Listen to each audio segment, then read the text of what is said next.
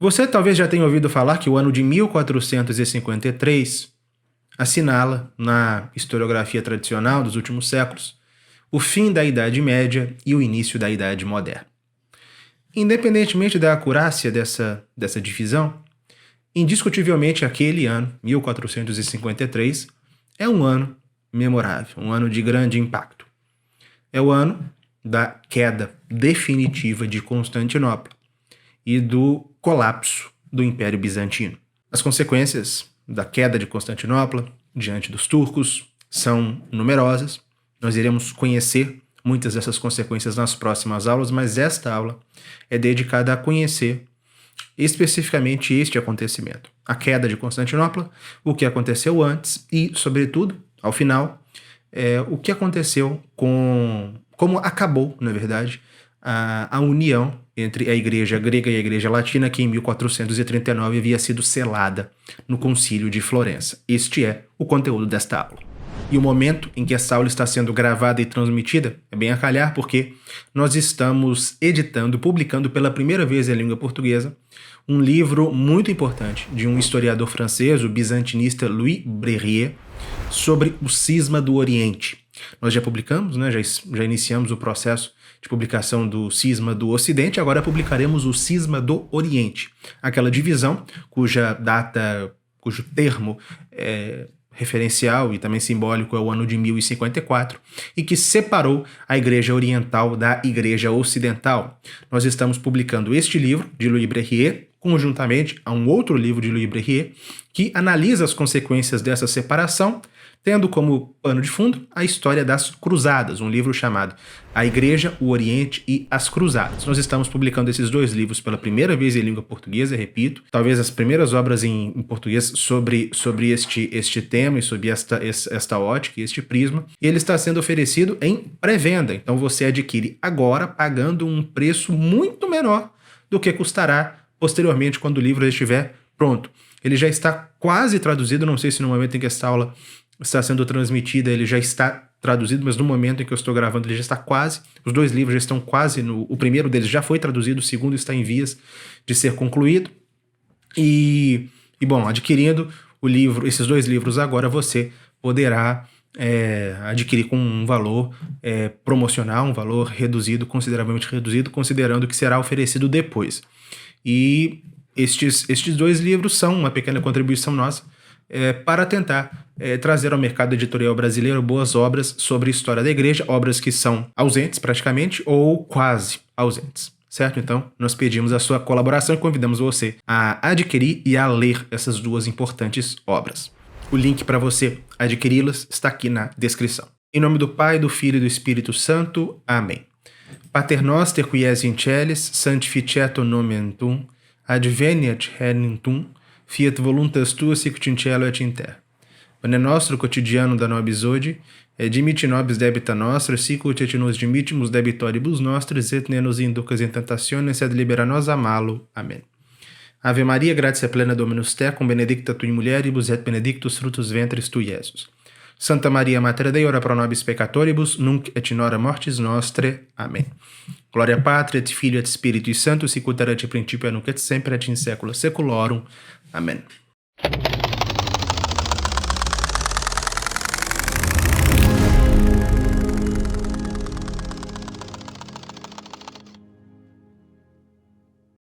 Na última aula, estudamos o avanço turco-otomano na Europa Oriental entre os séculos XIV e XV.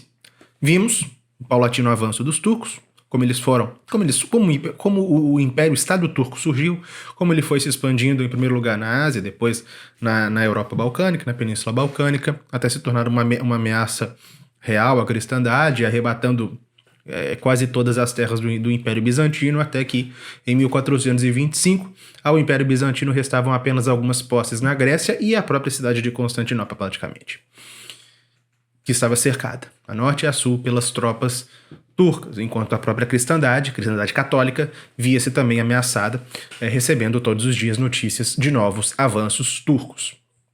E é neste contexto que operou-se aquela que foi talvez a derradeira tentativa de união, aliás, ao menos formalmente essa união aconteceu, de retorno dos cismáticos gregos à Santa Igreja Católica, que se deu no concílio de Ferrara-Florença, da Basileia, Ferrara-Florença, mas os gregos chegaram em Ferrara, segunda sede desse concílio, e o concílio terminou em Florença, com a União de Florença, em 1439, pela qual houve um entendimento entre a Igreja Latina e Grega a respeito de 4 pontos que eram objeto de disputa: o filioque, a processão do Espírito Santo, o pão ázimo, as penas do purgatório e o primado do Papa. E, ao menos formalmente falando, tanto da parte do imperador quanto das principais autoridades da Igreja Bizantina, à exceção do herege Marcos de Éfeso, o cisma, em tese, acabou ali. Só que essa união de Florença, ela foi absolutamente efêmera. E essa efemeridade nos faz questionar o quão sinceros estavam os bizantinos ao irem a Florença e selarem a união, porque nós vimos como para a maior parte deles a união era antes uma necessidade pragmática. Pensavam que era necessário, e era mesmo, apoio do Ocidente para enfrentar os turcos, e por isso fizeram a união com o Ocidente. Mas, e isso realmente nos faz pensar, né, o quão eles estavam realmente sinceros nisso. E é interessante a resposta que tem um historiador anticatólico, muitas obras dele eu tenho aqui, já li, algumas delas consulto sempre. Um historiador anticatólico chamado Stephen Hinsman. E uma das suas obras é dedicada à teocracia bizantina, chama-se justamente assim, a teocracia bizantina. Quando ele comenta Florença, o concílio de Florença, ele diz assim, abro aspas: os gregos, individualistas, coagidos pelo imperador lá em Florença, não estavam à altura do grupo bem treinado e organizado dos teólogos latinos. Isso lá no concílio de Florença. Alguns dos gregos convenceram-se autenticamente com os argumentos romanos. Ou seja, houve alguns que, sim, se convenceram da fé católica romana. Ele lista alguns. Dentre eles podemos listar o próprio imperador, o imperador João VIII, paleólogo, Bessarion, Isidoro de Kiev, Doroteu de Mitilene. Ele lista esses 4. Outros levaram em conta a necessidade política. Outros ainda não puderam desobedecer ao imperador, que pressionou a todos que assinassem o ato de união. Fecho aspas. Então essa era a situação. Essa era a situação dos que assinaram. Alguns aderiram, mas outros fizeram por razões pragmáticas e outros ainda pressionados pelo imperador. Mas havia um partido unionista em Constantinopla. Isso não se pode questionar. Nós falamos disso na aula passada. Havia entre os bizantinos um partido unionista. Mas não há dúvidas de que entre o clero bizantino em geral, a maior parte do clero tinha absoluta repugnância pelos ocidentais. Detestavam os católicos, não queriam saber de união.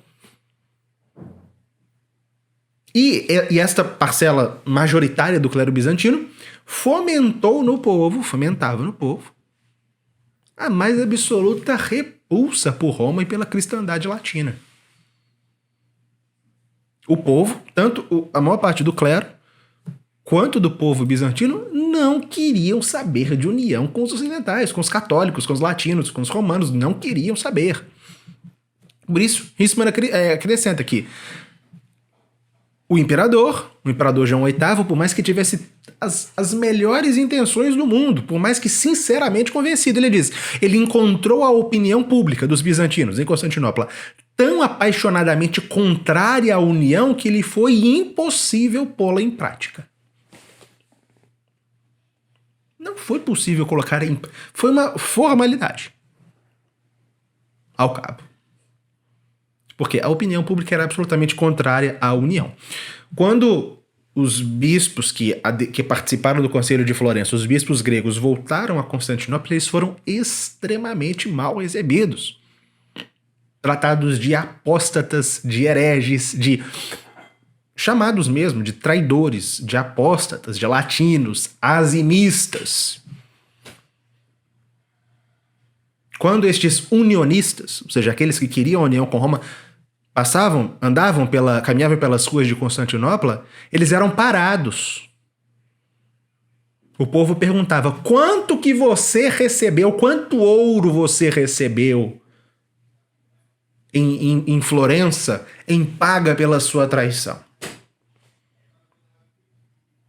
E é claro, o grande fomentador desta reação foi o nosso já conhecido herege Marcos de Éfeso, metropolita de Éfeso, inimigo figadal dos latinos, que tentou a todo custo impedir a união em Florença, não conseguindo, voltou para o Oriente e fez um bom trabalho, para fazer com que aqueles que haviam assinado a União de Florença voltassem atrás. Um dos que de fato fizeram isso foi creio que na época ele nem era eclesiástico, era secular, mas um homem muito culto, conhecedor da doutrina católica, que tinha sido entusiasmado unionista, que era Jorge Scolarius. Jorge Scolarius, em Florença, defendeu a união, mas que, voltando para Constantinopla, mudou de posição e se tornou um dos mais furibundo inimigos da união. Para vocês terem noção, havia sacerdotes que negavam a absolvição a pessoas, a fiéis, favoráveis à união com os católicos. O que se podia fazer? Bom, o imperador João VIII, ele viu, primeiro, vocês lembram que no finalzinho do Concílio de Florença, o patriarca de Constantinopla, José II, morreu. O que o imperador João fez imediatamente? Chegar em Constantinopla, nomear para Constantinopla um patriarca favorável à união. Foi o que ele fez em 1444. Ele nomeou Metrófanes, que era favorável à união. Mas o que aconteceu? Os outros patriarcas negaram-se a reconhecê-lo. E não houve uma tentativa daqueles unionistas entusiasmados para convencer o clero e o povo da necessidade da união. Houve. O próprio cardeal Bessarion, do qual nós já muito falamos, este sábio cardeal de Nicéia, humanista, falaremos dele também depois sob outro ângulo, mas ele fez um esforço no Oriente para tentar trazer os bizantinos a reconhecerem a união, mas fracassou e não pôde mais viver lá. Teve que mudar para a Itália, onde ficou até a sua morte. Está sepultado até hoje está sepultado até hoje, é ótimo. Está sepultado em Roma, na igreja dos Santos 12 Apóstolos. Morreu na Itália, décadas depois. O mesmo se diga de um outro oriental entusiasmado da união, feito cardeal no final do Concílio de Florença, que foi o cardeal Isidoro de Kiev, metropolita de Kiev, na Rússia. Ele tentou promover a união dos ortodoxos russos com a Igreja Católica. Depois de Florença, ele voltou para a Rússia. Mas ao tentar fazer isso, foi preso. Foi preso pelo grão-príncipe Basílio.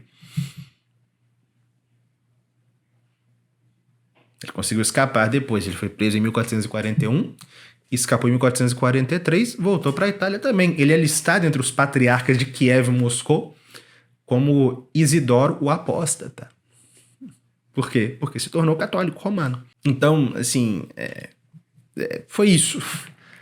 Não aconteceu na prática. E Daniel Hopes, ele comenta, abro aspas, essa última e muito tardia tentativa de selar um acordo entre o Ocidente e o Oriente contra o turco malogrou lamentavelmente.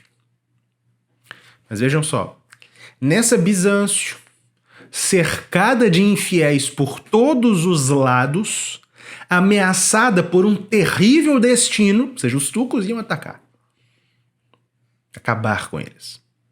A multidão só se interessava real e profundamente a ponto de chegar aos tumultos de rua e aos motins sangrentos. A população só se interessava por questões tão graves como saber se era legítimo comungar com pão não fermentado. Ele conclui: nunca o bizantinismo atingira tal grau de absurda loucura. Fecho aspas. Eles estavam para ser destruídos, aniquilados. Mas continuavam promovendo motins nas ruas e se matando entre eles por causa dessas discussões. Mas, bom, Daniel Hobbes fala, né? Nunca o bizantinismo atingiu tal grau de absurda loucura. Mas eu, humildemente, completo. A não ser por uma intervenção especial da graça, é muito difícil morrer de uma forma diferente da que se viveu.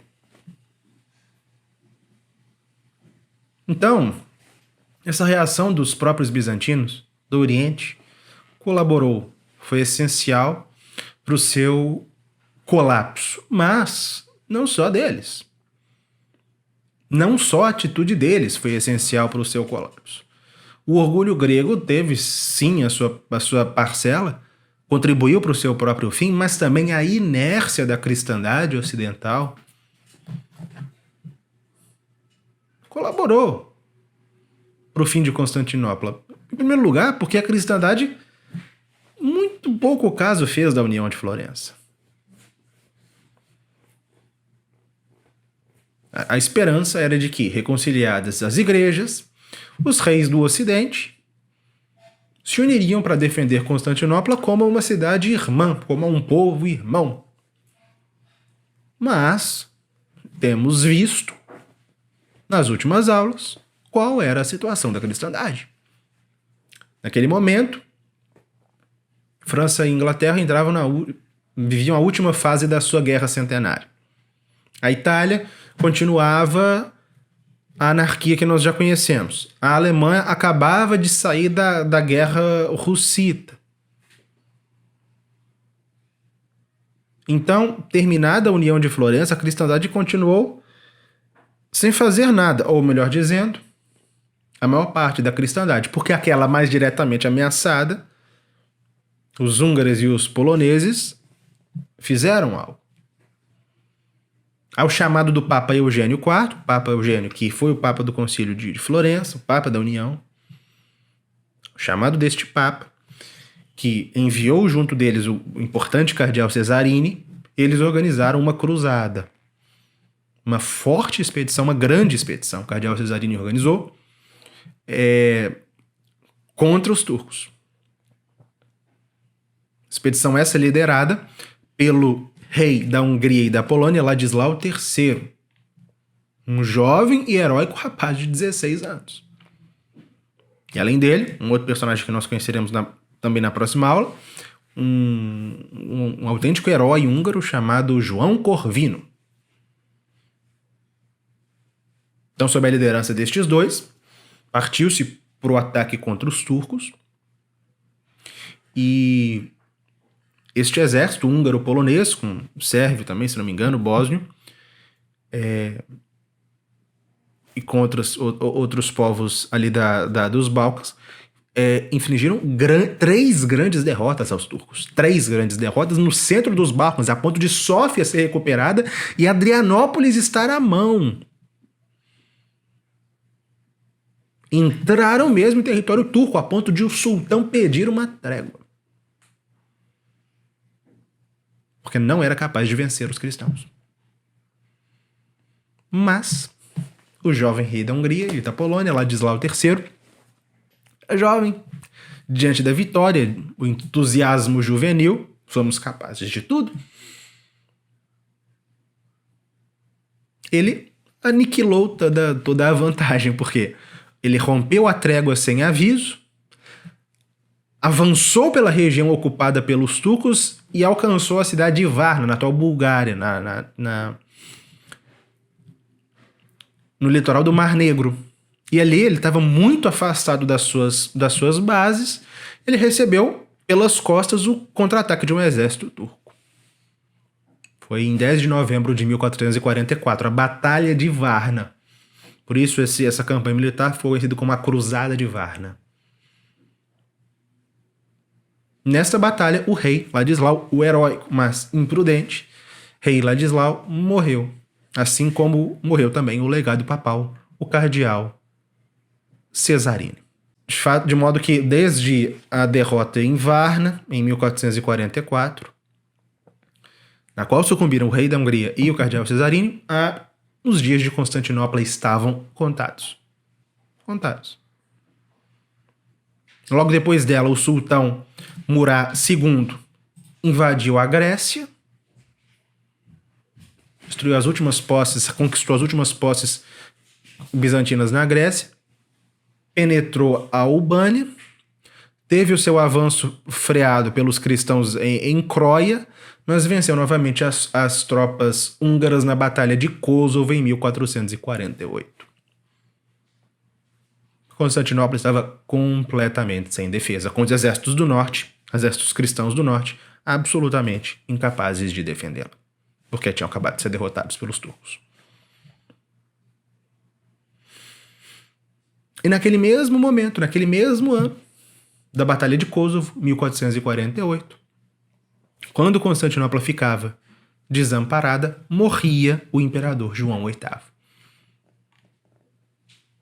O imperador João VIII Paleólogo morreu e foi sucedido pelo seu irmão, o imperador Constantino XI, que seria o último imperador bizantino. 95º imperador bizantino. Antes de continuar a aula, um breve aviso. Estamos publicando 2 obras de Louis Brahier, um renomado bizantinista, uma sobre o cisma do Oriente e outra sobre a relação de latinos e orientais durante as cruzadas. Você pode adquiri-las agora durante a pré-venda e as receberá em sua casa em janeiro de 2026. Até que os livros cheguem, você pode assistir às 12 aulas com o professor Lucas Lancaster, disponíveis no combo 2 da pré-venda. São 4 aulas sobre o cisma do Oriente, seus antecedentes e as tentativas de união, e 8 aulas sobre as cruzadas. No combo 2, além dos 2 livros e das 12 aulas, você recebe frete grátis. Acesse o link na descrição e participe. Constantino XI, assim como o seu irmão, ele tinha plena consciência de que não era possível Constantinopla sobreviver sem apoio do Ocidente. Sem apoio dos católicos. Ele tinha plena consciência disso, inclusive ele havia sido sinceramente ganhado para a união, de modo que nós podemos dizer que o último imperador bizantino, o heróico Constantino XI, foi católico. Morreu em comunhão com a Santa Sé. E era, portanto, um defensor entusiasmado da união de Florença, mas ele sabia que a maior parte dos seus súditos não. Por isso ele tardou a publicar o decreto de união em Constantinopla. Ele não publicava com medo da reação do povo instigado por aqueles monges fanáticos. E a sua demora de publicar o decreto fez com que o Papa Nicolau V, isso em 1451, escrevesse para ele. O Papa escreveu para ele. O Papa Nicolau V foi o Papa seguinte a Eugênio IV, que foi o Papa da União de Florença. Nicolau V escreveu a ele, lhe recordando a história do cisma, as tristes consequências do cisma, e exortando que ele cumprisse o que o irmão dele e os bispos gregos haviam prometido em Florença em 1439. O Basileu demorou tanto tempo, porque já estamos aqui em 1451. São 12 anos sem a publicação do decreto de união em Constantinopla. Todo mundo sabia o que tinha acontecido, mas o decreto não foi publicado. E essa demora fez com que houvesse uma discussão em Roma, na Santa Sé, a respeito de se seria conveniente ou não ajudar os bizantinos.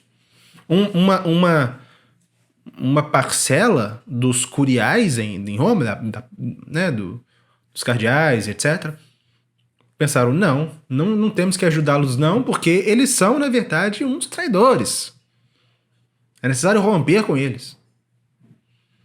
Já outros diziam que não, é necessário agir com caridade para com estes cristãos extraviados.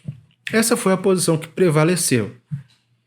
Ainda mais considerando que, ainda mais o argumento que se levantou em Roma de que defender Constantinopla era defender a Itália da invasão turca. E os próximos anos demonstrariam isso.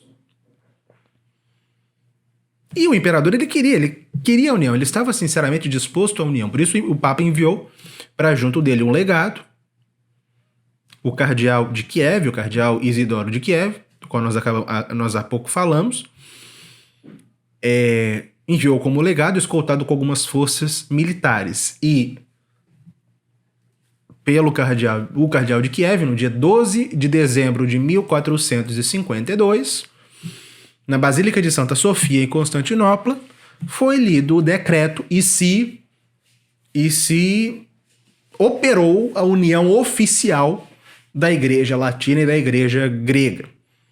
Ela já havia acontecido de um lado, em Florença, na missa pontifical que encerrou o concílio, e agora era completada com esta proclamação solene em Santa Sofia. Se declarou ali o imperador, o legado papal, os bispos defensores da União, os bispos gregos defensores da União, o cisma acabou. Roma e Constantinopla estão reunidas. O povo não aceitou. Muitos gritaram escandalizados pelas ruas que Santa Sofia havia sido profanada.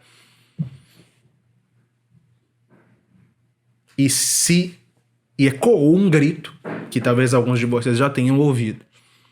É melhor que reine em Constantinopla o turbante dos turcos do que a mitra dos latinos. Interessante, né? É melhor que reine em Constantinopla o turbante dos turcos, a mitra dos latinos.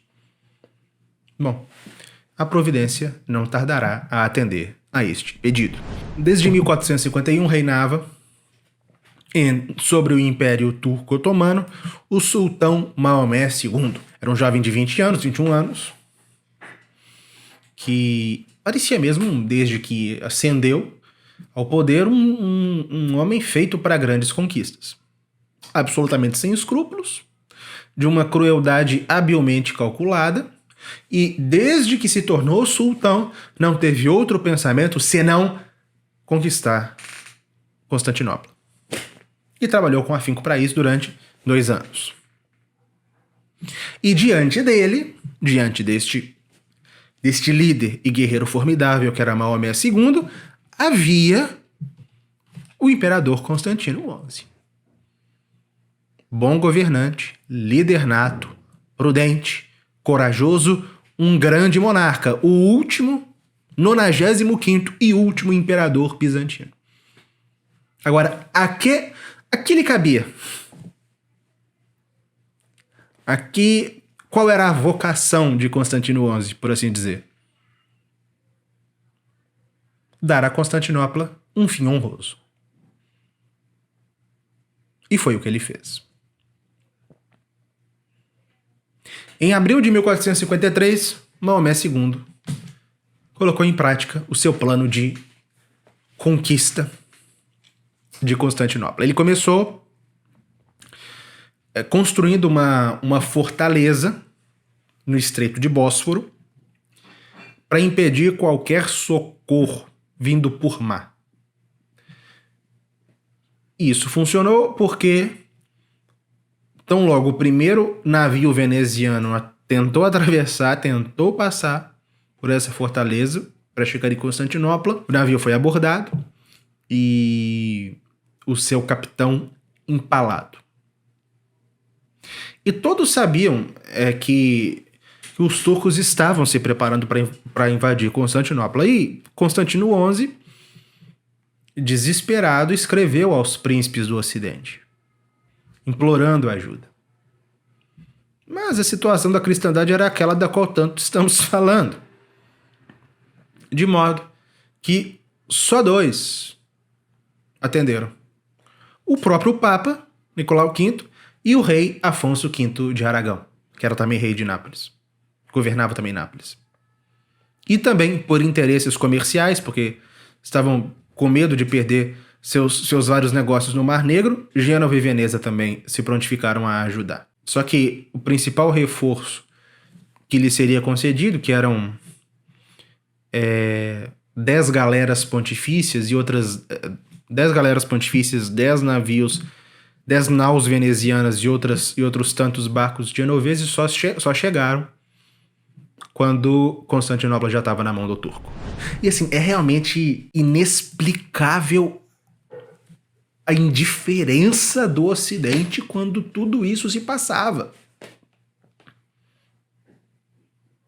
Porque assim, a notícia do avanço turco, a notícia do avanço dos turcos, não apenas para tentar conquistar Constantinopla, mas em toda a Europa Oriental, ameaçando diretamente a cristandade pela Hungria, nas cortes católicas, todos tinham ciência disso de que isso estava acontecendo. E não fizeram nada. E é impressionante quando nós comparamos esta realidade, com o que 350 anos antes os seus ancestrais fizeram. Nos recordemos que o Papa Urbano II, em Clermont, em 1095, no centro do seu apelo, estava a necessidade de defender o Império Grego, o Império Bizantino, dos turcos, seljúcidas na época. E durante gerações se formaram exércitos de todos os reinos do Ocidente para conquistar, manter e depois tentar reconquistar Jerusalém, sem que a cristandade estivesse diretamente ameaçada. Agora, os seus descendentes, quando estava em jogo agora a sua própria sobrevivência, não fazem nada. É inexplicável. Aliás, se torna explicável quando nós observamos o contexto todo. Mas permanece uma grande dúvida a respeito da origem desse torpor. Parece realmente algo sobrenatural. Seja como for, em 9 de maio de 1453, Maomé II iniciou o cerco de Constantinopla. Para conquistar a cidade de Constantino, ele trouxe 160 mil homens. Um exército de 160 mil homens, vindos de todas as partes do Império Otomano, atendendo à promessa dos 3 dias de paraíso na cidade. Maomé II prometeu isso. 3 dias de paraíso. Saques e tudo aquilo que se pode imaginar. E ele fez trazer para o Bósforo centenas de navios. Ponto de o mar estar ocupado por barcos até onde a vista alcançava. E ele trouxe também a bombarda, se não me engano, eu esqueci o nome, um gigantesco canhão de bronze, o maior da época, que para ser transportado foram necessárias 60 juntas de bois e 200 homens. Estas eram as forças otomanas. E perante tais forças, os bizantinos tinham 5 mil soldados nacionais, 5 mil bizantinos e 2 mil estrangeiros. Dentre genoveses, venezianos, cretenses, romanos e aragoneses. Além de uns 30 navios no Corno de Ouro. E o povo de Constantinopla? Ele pegou em armas para defender a sua cidade? Bom, os soldados lutaram bravamente. Agora, o povo se amontoou nas igrejas à espera de um milagre que os monges prometiam que viria. E, bom, se tivesse ficado nisso, até seria melhor, mas não, eles não se limitaram apenas à inércia. O povo fez mais. Enquanto os muçulmanos atacavam, os cristãos de Constantinopla iniciaram uma revolta. Por quê? Porque o cardeal Isidoro de Kiev havia rezado uma missa em rito romano em Santa Sofia. O povo não aceitou. O povo não pegava em armas para lutar contra os turcos, porque o problema sério mesmo é que era uma missa latina, havia sido celebrada em Santa Sofia. E o clero declarava que nunca iria voltar a entrar na igreja porque ela tinha sido profanada. Não, eles não iriam mais entrar na igreja porque logo ela seria uma mesquita. Mas vejam, talvez mesmo nessa situação, talvez a intervenção ocidental tivesse sido capital. Por quê? Porque no curso do cerco, um capitão genovês chamado Maurício Cataneu, que com uma pequena esquadra de 4 navios, ele passou pela armada turca, indo de um canto ao outro, até o Corno de Ouro, devastando a armada turca. Mas eram apenas 4 navios. E a verdade é que o Islã sempre foi deficitário em termos de armadas. E os barcos do Islã não poderiam nada contra as embarcações de grande calato da cristandade. Só que a cristandade não veio. Já começou a Black Friday da Escola de História da Igreja. São descontos de até 50% para você começar a estudar História da Igreja agora mesmo. Mas só até a próxima sexta-feira, 28 de novembro. Toque no botão desse vídeo e aproveite. E Daniel Hopes narra, abro aspas, os últimos dias de Bizâncio foram dignos do seu passado, de uma sombria e sangrenta grandeza. Em 28 de maio, enquanto no acampamento do Islã se pregava a Jihad, a Guerra Santa do Alcorão, numa atmosfera de fervor exacerbado, a população cristã amontoava-se gravemente em Santa Sofia, onde, seguido por toda a sua corte e rodeado por todo o clero, tanto grego como latino, o imperador comungava a carne e o sangue de Cristo. Essa seria a última missa celebrada sob aquela ilustre cúpula e a última comunhão do último Basileu. O ataque começou às 2 horas da manhã do dia 29 de maio de 1453. Houve um primeiro ataque, uma primeira vaga que fracassou, mas no raiar daquele dia, Maomé II assumiu o comando das operações, enquanto dentro da cidade Constantino XI fazia um eloquente discurso aos seus soldados, lembrando-lhes que eles eram descendentes de Augusto e de Júlio César e que deveriam lutar, como seus antepassados haviam feito. A batalha durou 20 horas. Os turcos conseguiram entrar em Constantinopla em 10 pontos diferentes. A batalha continuou nas ruas da cidade e o imperador Constantino XI, vendo tudo perdido, se despojou das suas insígnias imperiais, à exceção das sandálias, o que permitiu que depois fosse reconhecido, e com espada na mão se lançou no meio dos seus soldados, com os seus soldados, como um simples soldado, no meio da batalha, perecendo de espada na mão. O legado papal, Isidoro de Kiev, ele foi feito prisioneiro, foi levado como escravo para a Ásia Menor, mas conseguiu escapar para o Ocidente e pôde relatar ao Papa com detalhes o sucedido. E a pilhagem e a chacina não se fizeram esperar. A matança foi cruel e entre os cadáveres encontrou-se o corpo do arquiduque Lucas Notaras, que tinha sido justamente aquele quem, alguns dias antes, havia bradado que preferia o turbante à mitra católica. Certo?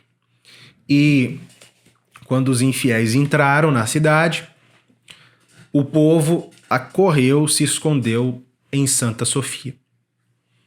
As multidões se refugiaram em Santa Sofia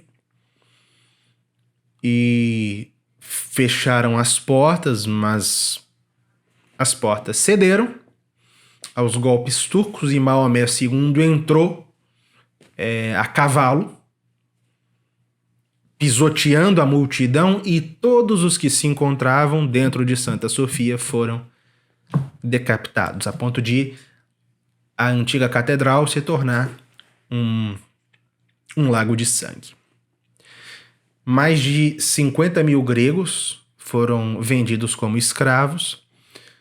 Todas as altas personalidades da corte bizantina que não conseguiram escapar foram supliciadas e a cabeça do imperador foi colocada no alto de um fuste para ser vista por todos. É conhecido e é célebre também que muitos tesouros da arte e da inteligência foram destruídos pelos turcos. Por fim, em Santa Sofia, os mosaicos das paredes e das cúpulas, que representavam Cristo, a Virgem Maria, os santos e os imperadores do passado, foram todos caiados com gesso, para que a basílica fosse convertida em mesquita. E uma questão que se coloca, e aqui estamos já nos encaminhando para o final, independentemente da ajuda que não veio da parte do Ocidente, que fim teve a União de Florença? Como a união proclamada em Florença terminou? Vejam bem, quando os turcos dominaram Constantinopla, e não apenas Constantinopla, mas todos os Balcãs, eles não impuseram o Islã. Não impuseram o Islã à força. Maomé II, inclusive, é lembrado como um homem tolerante em matéria religiosa. Não. Os cristãos podiam continuar sendo cristãos, desde que pagasse um imposto especial para tal, mas para Maomé II, o mais importante, ao que parece, não era que os seus súditos se convertessem ao Islã, mas que os cristãos orientais, que os gregos, não estivessem em comunhão com os católicos. Obviamente, ele era inteligente e fazia todo sentido. Ele sabia que, estando o Oriente e o Ocidente em comunhão, o apelo para a cristandade vir atacá-lo em defesa destes cristãos orientais era muito maior. Então ele se esforçou para garantir que a União de Florença, da qual ele estava informado, colapsasse. De modo que, ao se tornar patriarca de Constantinopla, e ele encontrando o patriarcado de Constantinopla vago, ele mesmo, o sultão, fez a nomeação do novo patriarca, ele mesmo se declarou protetor dos cristãos.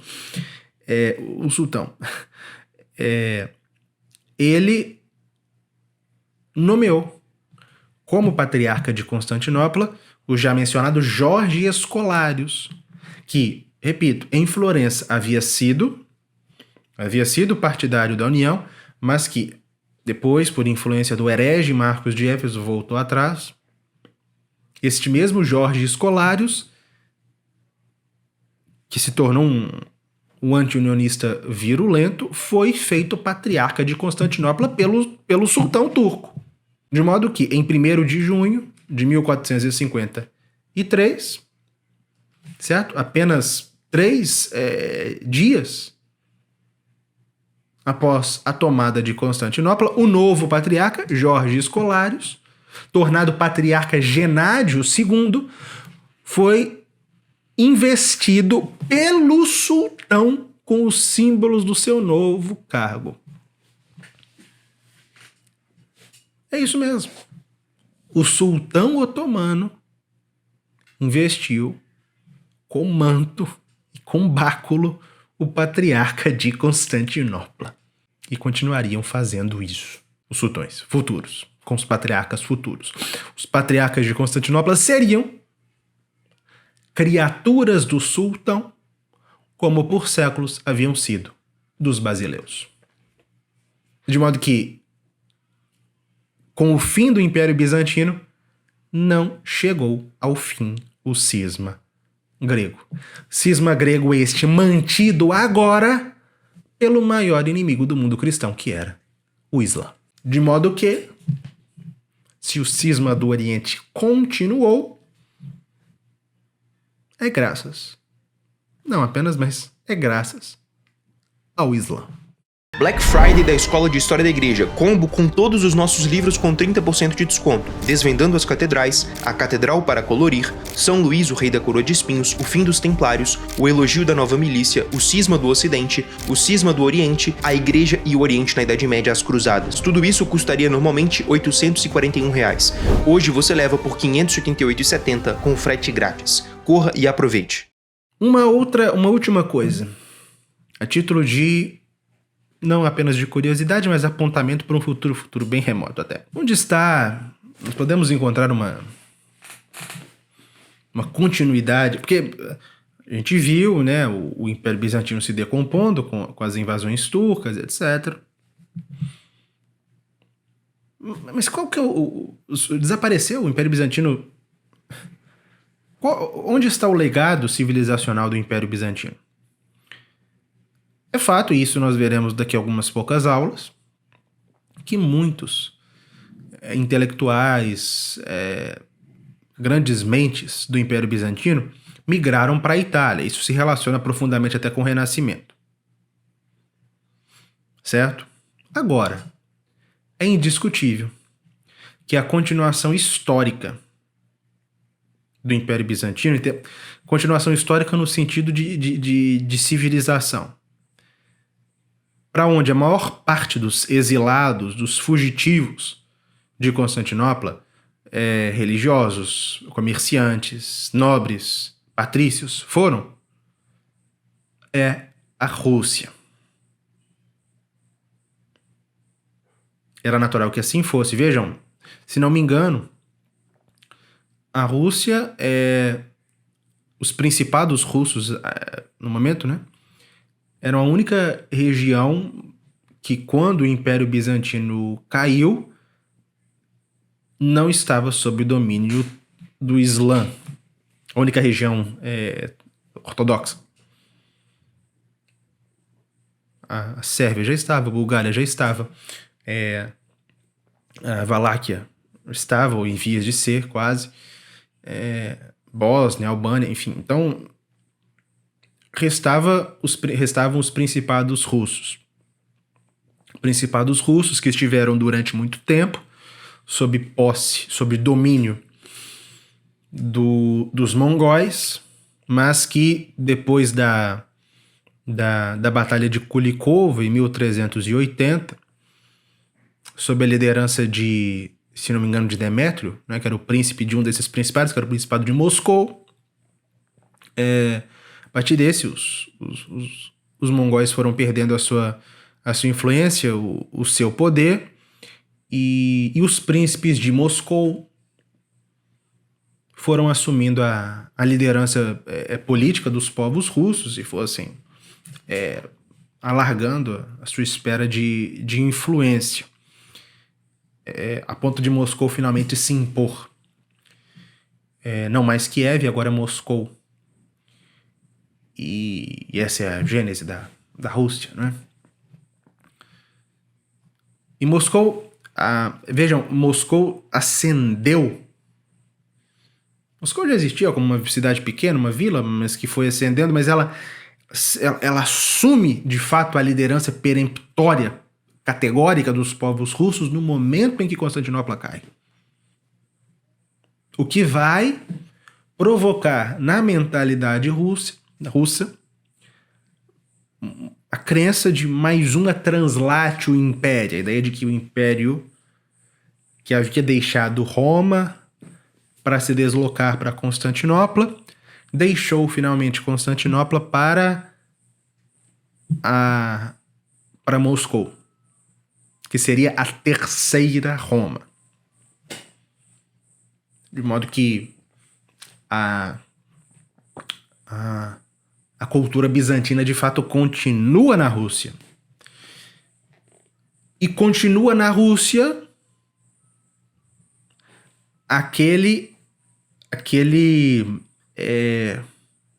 aquela aversão que os bizantinos tinham pelo Ocidente. Nós vimos como o cardeal de Kiev, né, que era russo, Isidoro de Kiev, tentou trazer os russos para a comunhão da igreja após a união de Florença e foi preso. E a Rússia continuaria.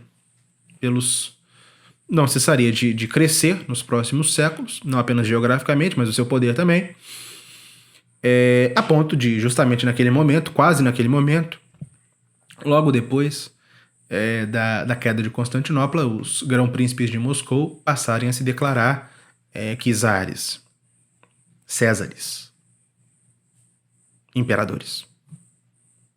Uma nítida ideia de continuidade com o Império Bizantino, com o Império Grego, com o Império Ortodoxo.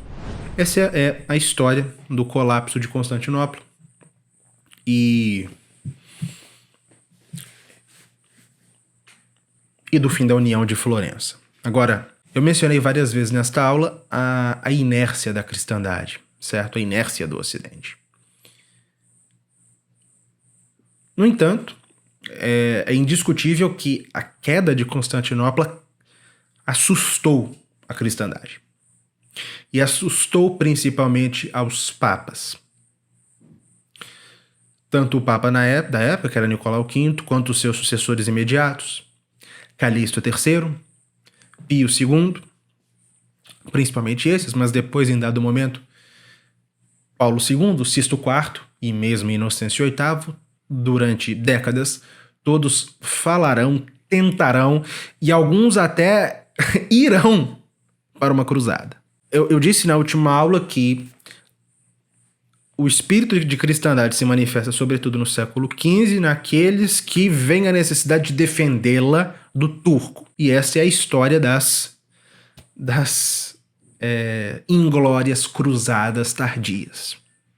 As tentativas que se fizeram no século XV, após o 1453, a unirem-se os reinos cristãos novamente para irem combater os turcos. E os grandes heróis, digamos assim, dessas tentativas são os papas.